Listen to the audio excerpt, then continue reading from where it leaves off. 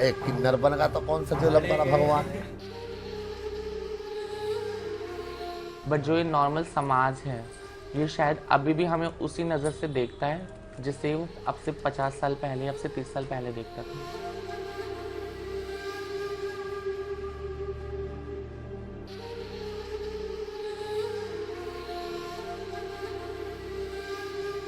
जब हमें एक भगवान ने बना ही दिया तो बुरा क्या कहना।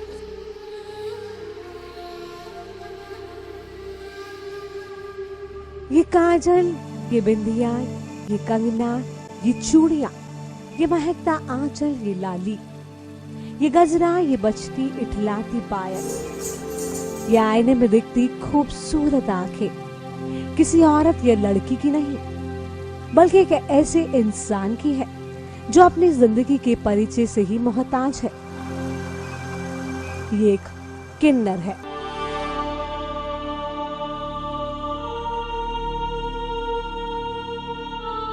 ये समाज के एक ऐसे तबके से है जिसे समाज में रहने वाले लोग अभिशाप समझते हैं, जो जिंदगी जी तो रहे हैं पर एक ऐसी जिंदगी जो शायद मौत से भी बदतर है।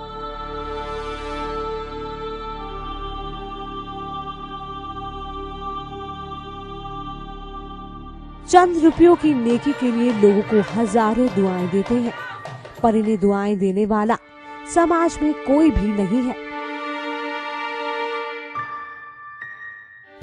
समाज में बदलाव लाने की तमाम तरह की कोशिशें और बातें होती है। इन दावों और वायदों की लंबी फहरिस्त है, पर बावजूद इसके इन फहरिस्तों में इस तबके के विकास का कभी कोई जिक्र नहीं होता।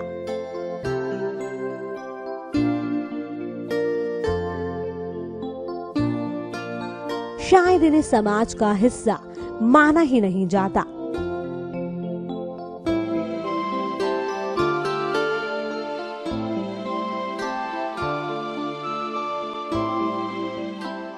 चंचल और खुशमिजाज स्वभाव के मालिक जहां भी जाते हैं बस खुशियां बांटते हैं।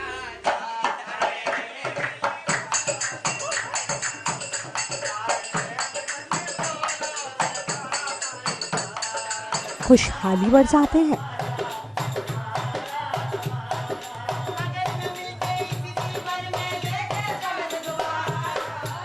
हर दिन की शुरुआत होते ही भगवान से दुआ करते हैं कि ऐ खुदा सभी का भला हो, सबके घर में बरकत हो, सबकी झोलियां खुशियों से भरी रहे और सबकी नीयत नेक रहे।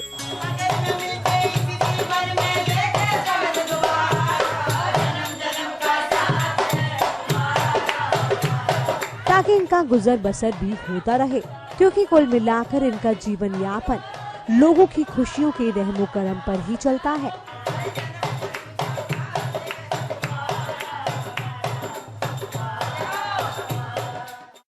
अब आपको मिलवाते हैं एक ऐसी जिंदगी से जो खुशमिजाजी का जीता जागता उदाहरण है।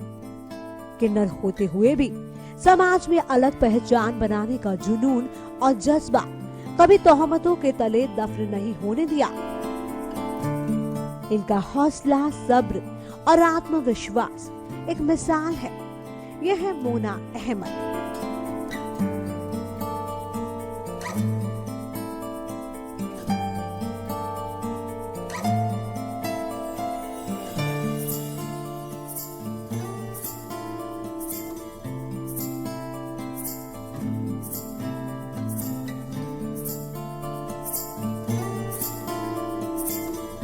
मैं पुरानी दिल्ली के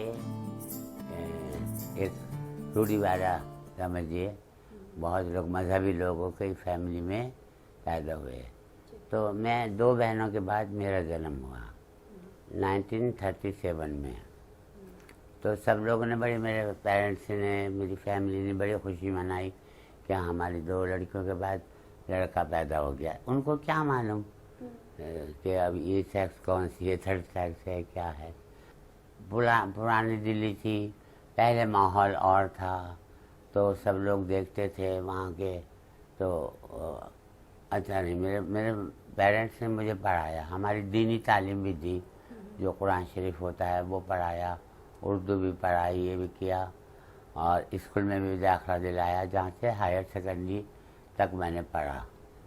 उसके बाद भी मुझे शौक़ था पढ़ने का।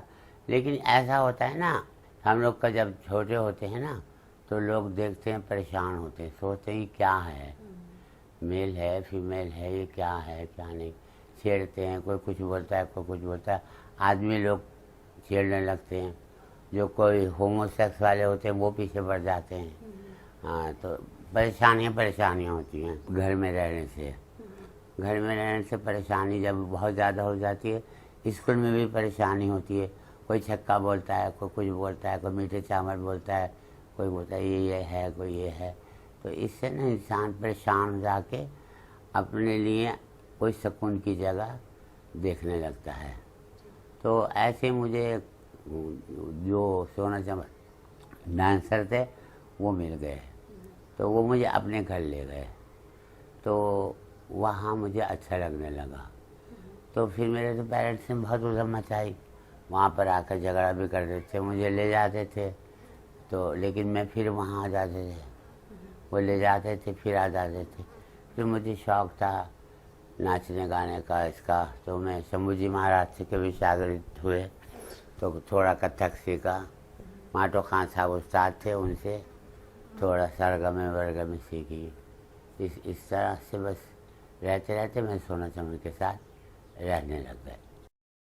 हमारा काम जो था ना, हमने बधाई का काम नहीं किया कभी।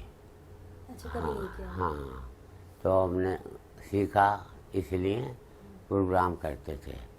दशहरा हुआ, ड्रामा हुआ, या जैसे उस ज़माने में बिहार में रिवाज था, जब तक बारात आएगी, बारात के साथ नाच नहीं आएगा तो लड़की की विदा नहीं होगी। बिहार में डांस पार्टी बना ली थी हमने, तो उस पर काम करते थे।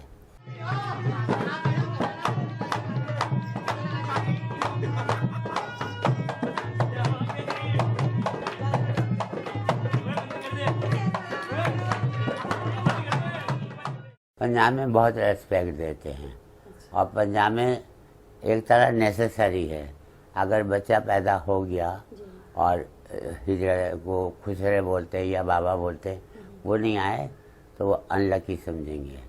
और बहुत इज्जत देते हैं, नाच पैसा सब देते हैं, बहुत इज्जत करते हैं। बहुत सी जगह बाबा जी बोलते हैं, बहुत सी जगह ये बोलते हैं। चंडीगढ़ में, इधर पूरे पंजाब में।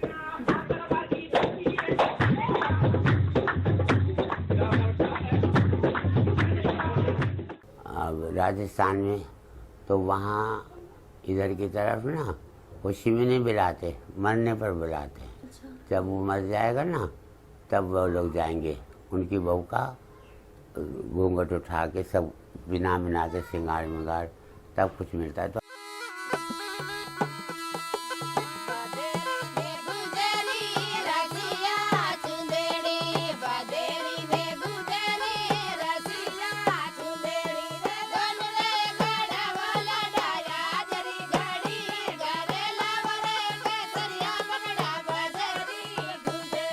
ख्वाजा सराय जो होता है ना, कस्टेशन कराने के बाद कोई डर नहीं रहता, कोई खौफ नहीं रहता, कोई फिक्र नहीं रहती। वो फीमेल में भी जा सकते हैं और मेल में भी जा सकते हैं। तो उनकी तो तनख्वाह होती थी, उनको तो मकान शानदार मिला हुआ होता था, हीरे जवाहरात। जब शहंशाह खुश हो गए, कोई डायमंड दिया, कोई हीरा दिया, कोई ये दिया, बहुत अच्छा था। ये सोचिए अभी तक था। अब एक बादशाह है, उसको 7 रानियां हैं, 1-2 तो होती नहीं थी। तो अब किस रानी के पास आज रात गुजारनी है, वो ख्वाजा सरा उसको बताता था। जब फूल लेके जाता था, उन समझ जाते थे कि आज वो मेरे पास आएंगे। बहुत अच्छा था। अब सरदार पटेल ने वही ख़त्म कर दी हुकूमत है, तो ख्वाजा सराय भी ख़त्म हो गए। तो क्या करेंगे, भूखे मरेंगे, बधाई मांगेंगे। मोना अहमद, जिनके पास शोहरत, पैसा, नाम सब कुछ था, बस नहीं था तो परिवार का प्यार। लेकिन अचानक से उनका जहां मुकम्मल सा हो गया। उनकी जिंदगी की सारी ख्वाहिशें पूरी सी हो गई। उनकी जिंदगी में दस्तक दी आयशा ने।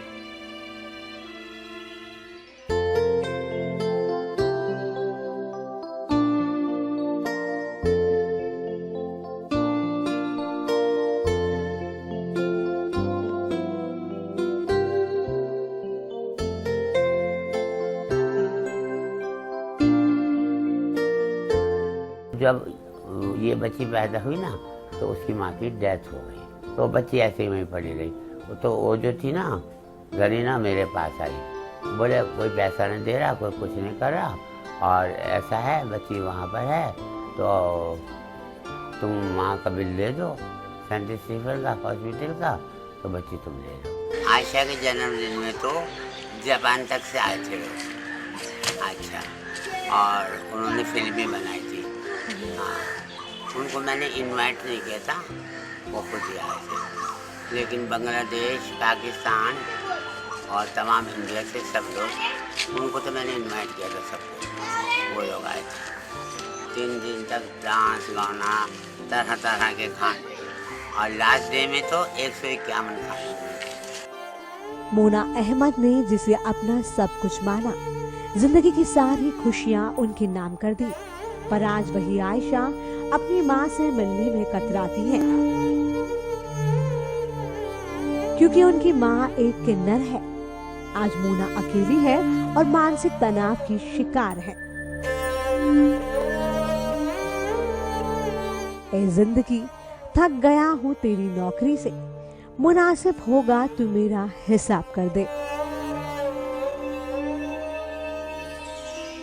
क्या तीसरे जेंडर के लोग सम्मान, इज्जत और मानव अधिकारों के हकदार नहीं? क्या ये कुदरत के बनाए हुए बाशिंदे नहीं है? क्या ये इंसानी शरीर पर काबिज हम और आप जैसे इंसान नहीं है? ये तमाम सवाल जहन में उथल पुथल तो मचाते हैं, पर क्या इन लोगों की जिंदगी में सुधार लाने के कोई कारगर इंतजाम किए जाते हैं? क्या समाज ने इनके लिए जिस सोच को, जिस भावना को इख्तियार किया हुआ है, उसमें कभी तब्दीलियां लाने के लिए कदम उठाए जाते हैं?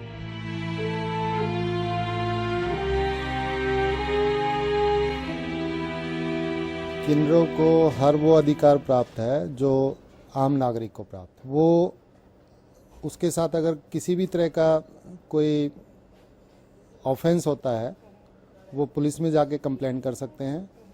उनके अगर एफआईआर दर्ज नहीं होती तो they can approach to court. Court उनकी बात सुनेगी और उसमें जो एप्रोप्रिएट ऑर्डर होंगे वो पास किए जाएंगे। किन्नरों के साथ अगर कहीं मोलेस्टेशन की कोई बात होती है, ये बात ठीक है आपकी कि अगर वो किसी पुलिस स्टेशन में जाते हैं तो उनकी एफआईआर दर्ज नहीं होती, लेकिन they can approach to court again.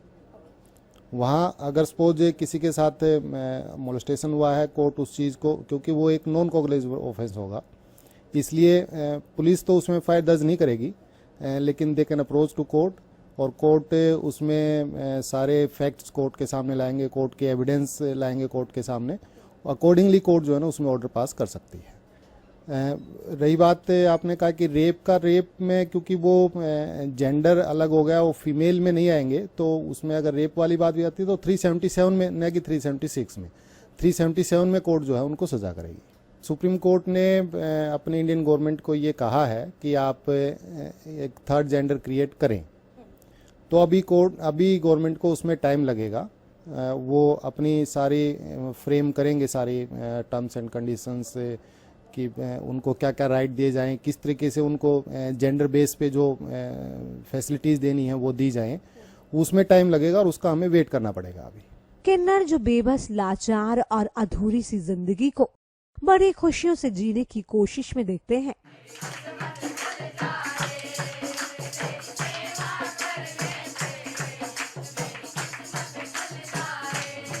ये इनका छोटा सा जहां जो समाज की चकाचौंध से एकदम परे है। इस बेनूर बेरंग सी दुनिया को आबाद करने और मुकम्मल करने की इनकी ख्वाहिशों को लोग हर हद तक पनाह करने की कोशिश करते हैं, क्योंकि ये इंसानी लिबास पर काबिज ऐसे इंसान हैं जो ना तो पूरी तरह औरत है और ना ही पूरी तरह से मर्द है। इन पर प्रकृति की मार तो है ही, ऊपर से समाज भी लाखों तोहमतें लगाने से बाज नहीं आता।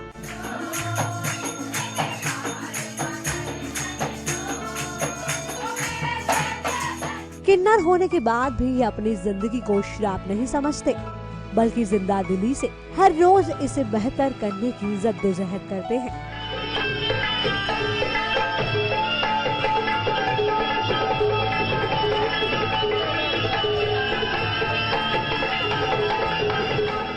कई लोग तो जन्मजात किन्नर होते हैं, लेकिन कुछ लोग आसानी से पैसा कमाने के चलते कास्ट्रेशन सर्जरी का सहारा लेते हैं और हार्मोन्स लेकर किन्नर बन जाते हैं। इनका क्या है, बेसिकली जेनेटिकली जो से मतलब मेल और फीमेल एक जीन्स होते हैं, मान लो XY जीन्स होते हैं और भी कई सब टाइप के जीन्स होते हैं। इनमें क्या है कि जीन्स ना प्रॉपरली डिफाइंड नहीं होते, मिक्स हो जाते हैं, इसीलिए इनमें जो सेक्स है वो डिफाइंड नहीं होता, मेल और फीमेल का सेक्स, तो इसीलिए इनको इंटरसेक्स कहते हैं। कुछ ऑर्गन्स हैं इनमें, जैसे मान लो कुछ बन गया, छोटा बन गया, बड़ा बन गया, कुछ पता लगा जी कि मेल का पार्ट है, अंदर मान लो थोड़ा सा यूट्रस का पार्ट है, तो इस तरह से ना इनका कोई सेक्स डिटरमाइन नहीं होता। टेस्टिस को निकलवाने से जो हार्मोन्स वगैरह टेस्टिस से निकलते हैं, वो जो हार्मोन्स वगैरह नहीं निकल पाते, और अपना किसी भी प्रोफेशन में मान लो वो लग जाते हैं, क्योंकि अपने आप को मान लो ब्रेस्ट को अपना ऑगमेंट करवा लेंगे, हार्मोन्स ले लेंगे जिससे कि और थोड़ा ब्रेस्ट डेवलप हो जाए, हेयर्स अपने निकलवा लेंगे, यदि हेयर्स हैं तो लेजर से हेयर निकलवा लेते हैं, हार्मोन से थोड़ा करते हैं तो उससे वॉइस चेंज है, वॉइस चेंज की और भी कुछ सर्जरी होती है। तो इस तरह से ये कुछ अपने प्रोफेशन में इस तरह के प्रोफेशन आने के लिए कुछ लोग करा लेते हैं इस तरह से। किन्नरों की जिंदगी बेहद कांटों भरी होती है। समाज कटीली निगाहों से देखता है, कोई तहजीब से पेश नहीं आता,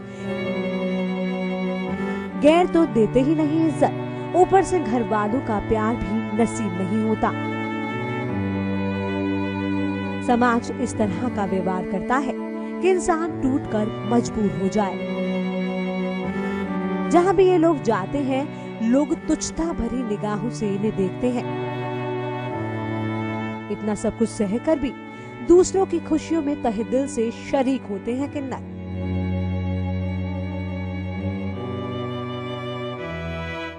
तू अगर मेहर कर दे ए खुदा, तकदीर मेरी बदल जाए, तेरे रहमो करम से रोशन ये जिंदगी हो जाए। मेरा नाम अनुष्का शर्मा है।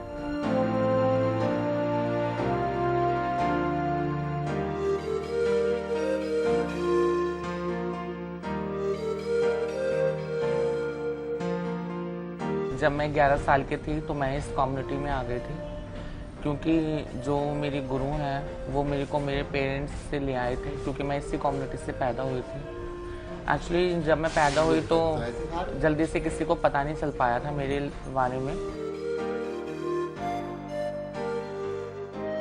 बचपन होने के कारण इतना महसूस नहीं था कि क्या है या क्या नहीं है, और जब मेरे को मेरे माँ बाप से दूर किया गया तो सभी लोगों को बहुत दुख था।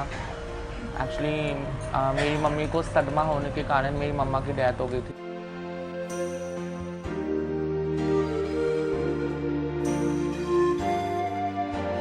लेकिन जो ऊपर वाले ने लिख दिया है, भगवान ने, उसके आगे किसी के चलते नहीं है, तो परिस्थितियों के साथ मेरे को समझौता करना पड़ा और मैं इस कम्युनिटी में आ गई।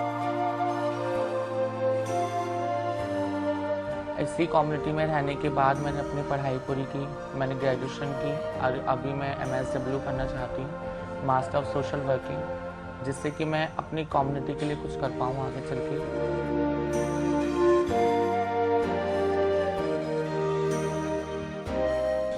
जॉइंट फैमिली में कोई फंक्शन होता है, किसी की बुआ, चाची, ताई, मामी सब लोग इकट्ठे होते हैं, तो मेरे को भी पता नहीं क्यों अंदर से देख के लगता है कि काश मैं भी अपनी फैमिली के बीच में होती। वाह खुदा, क्या दस्तूर है तेरा, जिंदगी भी ऐसी बख्शी एकदम अधूरी अधूरी सी।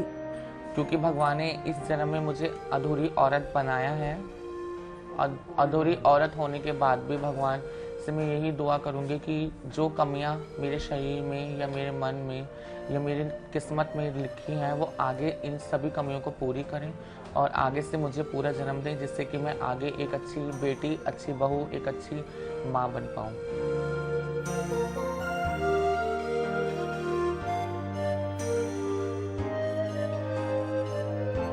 किन्नरों का तबका एक ऐसा तबका है जो समाज से कटा कटा सा रहता है, और रहे भी क्यों ना, हमारा ये समाज उन्हें जगह ही कहाँ देता है।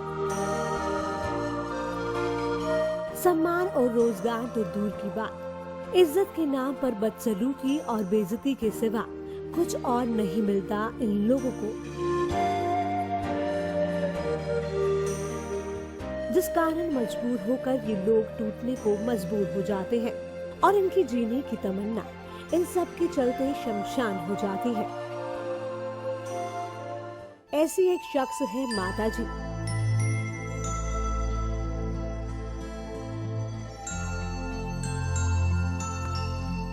जो एक किन्नर है और समाज से रुखसत हो चुकी हैं। उनके दिल की निराशा उनके चेहरे और लहजे में बखूबी झलकती है। समाज से कोई दूर नहीं हूँ, समाज का भीतर नहीं हूँ। क्यों समाज को लेकर चलना है, जैसे समाज चलेंगे समाज का साथ मेरे को भी चलना है। तो मेरे लिए सब प्यारा है। कौन माँ कौन बहन, अब भी तो आए हो मेरे माँ बहन बन के आए हो, सिर का ताज बन के आप आए हो। जितने भगत जन है सब मेरे सिर का ताज है, उनको लिए सेवा करना यही हमारा था। गुरु भी संस्कार का अच्छा था, गुरु को हमने सेवा किया, आखिरी तक सेवा किया। गुरु ने दुआ दिया, गुरु ने दुआ देने के बाद हम इसी रास्ता में यही लंगर में रह गए। उन्होंने जब बनाया है भगवान ने, तो उनको से तो दूर बड़े तो मैं नहीं हूँ ना, उनसे बड़ा मैं नहीं हूँ। फिर उनको सबको गले लगा, सभी मेरे को प्यार करता। क्या ऊंच क्या नीच, क्या भिखारी क्या कोड़ी, सब मेरे प्यारा है। सबको खिदमत करते, सबको देखभाल करते। जब भी मन होता कोड़ी लोग को खाना खिलाने जाते, कभी मन होता जो लोग भूखा पैसे रहता उनके पास चले जाते। क्या करना। वो इतना टूट चुकी है इस बेरंग समाज से कि अब वो पत्थर बनना चाहती है। अगले जन्म के लिए मैं ही भगवान के पास यही कहती हूँ, यही भगवान जो कुछ हुआ हुआ, अगले जन्म में इंसान का जन्म नहीं लेना, मेरे को कोई पत्थर का जन्म देना। ये पत्थर बन के रह जाएंगे, लेकिन इंसान का जन्म नहीं। ऐसी टूटी जीने की तमन्ना, जीने से लगने लगा है मुझको डर। शाख में मिला दे ये खूबसूरत शरीर मेरा, खुदा इबादत कर और पत्थर बना दे।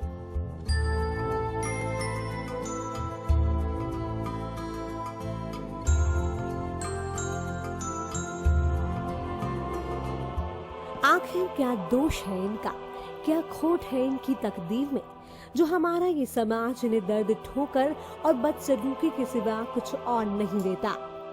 जब समाज टुकराने लगता तो कहीं ना कहीं अपना रास्ता देखते हैं कि हाँ हमें यहाँ रास्ता देखना है और हमें ऐसा करना है। आखिर कब तक इनका ये संघर्ष चलता रहेगा। जब हमें पता लगा हम किन्नर, हम किसी लायक नहीं है, तो हम किन्नरों में आ गए। किन्नरों में मांगना खाना चालू कर रहा, अच्छा खा रहे, अच्छा पहन रहे, बच्चे वाले बच्चे जीते जो हमें दे रहे बेचारे, बने रहे। भगवान उनका भला करे, ऊपर वाला भला करे, अल्लाह भला करे, माता रानी भला करे। आखिर कौन इनके लिए जिंदगी के नए पैमाने और आयाम तैयार करेगा। आज भी अपने घर से हम लोग खाने कमाने के लिए बाहर निकलते हैं तो लोगों के कमेंट्स हैं, लोगों की टॉन्टिंग्स हैं, बहुत सारी चीज़ें ऐसी हैं जिनको हमें फेस करते हुए और बुरी लगने के बाद भी हम उस चीज़ को नेगलेक्ट करते हैं और हमेशा दूसरों की खुशियों में खुश होकर हम अपनी खुशी को फील करते हैं।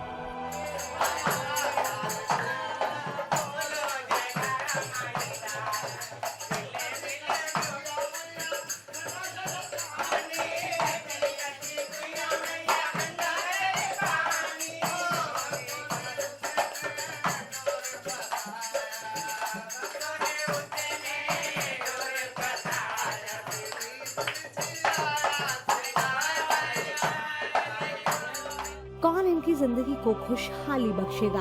आखिर कौन सा इंसान ये हिम्मत जुटाएगा कि इनकी जिंदगी को महका सके।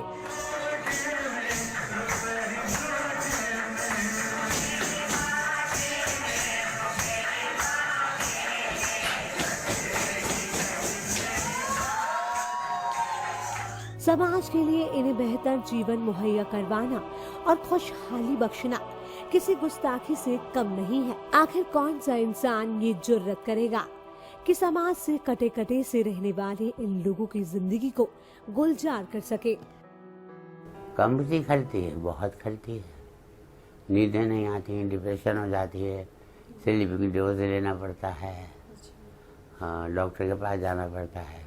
क्यों नहीं लगता? आपको नहीं शौक है, आपकी तबीयत पढ़ ली लिख ली, कहाँ तक पहुँच गई, कमा रही खा रही हो, लेकिन यहाँ तो अरमान आता है ना कि मैं मैरिज भी करूँगी, मेरे बच्चे भी होंगे, मेरी फैमिली भी होगी। हालांकि आपकी फैमिली है, माँ है, बाप है, बहन है, भाई हैं, लेकिन अपना घर बसाने का तो होता ही है। आज के आधुनिक युग में हर तरफ एक उमंग है, हर तरफ सुधार होने के आसार है, बदलाव और आशा की किरण है, पर किन्नर का तबका अपने ही समाज में जीता है।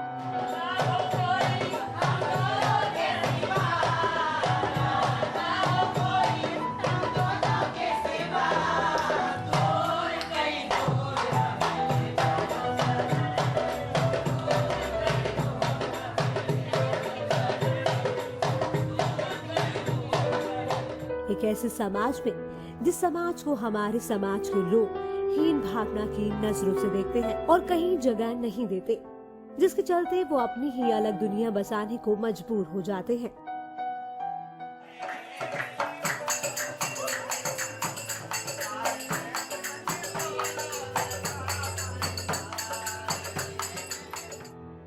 कितना सब कुछ सहकर भी चेहरे पर शिकन तक नहीं आने देते, हमेशा मुस्कुराते रहते हैं। चंद रुपयों की नेकी के लिए लोगों को हजारों दुआएं दे जाते हैं।